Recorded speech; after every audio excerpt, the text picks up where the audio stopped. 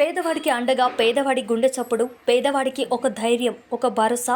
RMP doctor మాజీ మంత్రి ప్రతిపాటి పేదవాడికి ఒక భరోసా ఇచ్చి వారి నివాసానికి వెళ్లి వైద్యం అందించి గ్రామంలో, పట్టణంలో పలు ప్రాంతాలకు వాహనాల మీద తిరుగుతూ వైద్యం పేదవారికి అందించడంలో ఆర్ఎంపీ డాక్టర్లది ఎంతో గొప్ప వృత్తి. ఆర్ఎంపీ డాక్టర్ని దైవంగా పేదవాడు భావిస్తాడు మాజీ మంత్రి ప్రతిపాటి. ఇలాంటి ఆర్ఎంపీ డాక్టర్లను ఒక ఉన్నత స్థాయికి తీసుకొచ్చే వరకు వారికి రేపు చంద్రబాబు గారు సీఎం కావడంతో వారికి స్థలం కేటాయించి గృహాలు నిర్మించే విధంగా, వారికి ఒక గుర్తింపు ఉండే విధంగా చంద్రబాబు గారి దగ్గరికి పలు సమస్యల మీద ఆర్ఎంపీ డాక్టర్లకు అండగా ఉండే విధంగా రేపు తెలుగుదేశం పార్టీ తీసుకుంటుంది. మాజీ మంత్రి ప్రతిపాటి నరేంద్ర మోడీ అయినా, చంద్రబాబు గారైనా, పవన్ కళ్యాణ్ గారైనా అందరి దగ్గరికి వెళ్లి చిలకలూరిపేట నియోజకవర్గాన్ని అభివృద్ధి చేయగలిగే నాయకుడిని నేను చిలకలూరిపేటలో ఎక్కడ చూసినా తెలుగుదేశం పార్టీ నేను చేసిన అభివృద్ధి మార్కు తప్ప ఇంకేమన్నా ఉందా? రేపు కూడా నేనే చేయబోయేది. మాజీ ఆర్ఎంపీ డాక్టర్ల కార్యాలయంలో ఆర్ఎంపీ డాక్టర్ల కార్యక్రమంలో మాట్లాడిన మాజీ మంత్రి ప్రతిపాటి అమ్మఒడి అసలు 5 ఏళ్ళు పడ్డాడు ఉన్నాడని చూడండి, మీకు మీరు కనుక్కోండి. ఎవరికి పడ్డా నా ఉన్నాడు, మీ బిడ్డను ఎవరన్నా అంటాడా? మీ దగ్గర నిజాయితీ లేదు.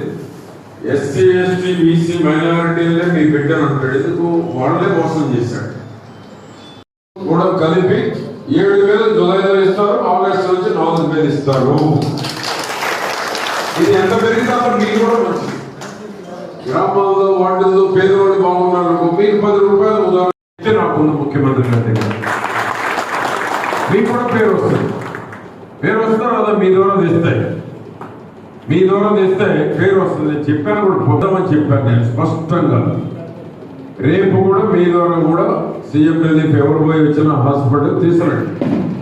మీ వెళ్ళి పెరుగుద్ది, మాకు ఆ తృప్తి ఉండదు. డబ్బులు తెచ్చిస్తే దాదాపు చాలా తెచ్చాను నేను. ఎవరు తేనంత చిలకలూరిపేట నియోజకవర్గంలో ముఖ్యమంత్రి సహాయ నిధి తెచ్చి పేదవాళ్ళని ఆదుకున్నామని కూడా తెలియజేస్తాం. మళ్ళా మెజారిటీలో కూడా అంత చూపెడితే కేంద్రం రాష్ట్రం మొత్తం చిలకలూరిపేట వైపు చూపెట్టే శక్తి నాకు ఉంది. అది మీ బలం అని నేను మీకు తెలియజేస్తున్నా. నా శక్తి అంటే ఎవరు? మీరే. మీ బలమే నా శక్తి.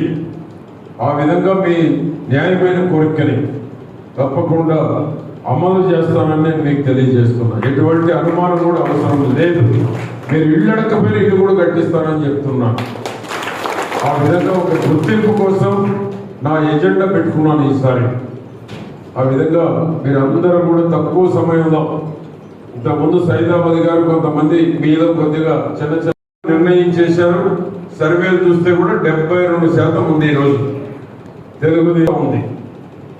కాబట్టి మెజారిటీ ఎంత పెంచాలనేటువంటి దాంట్లో మీరు 5 ఏళ్ళు మీకు నేను మినిస్టర్ గా ఉన్నప్పుడు కూడా ఉంటే చెప్పాను.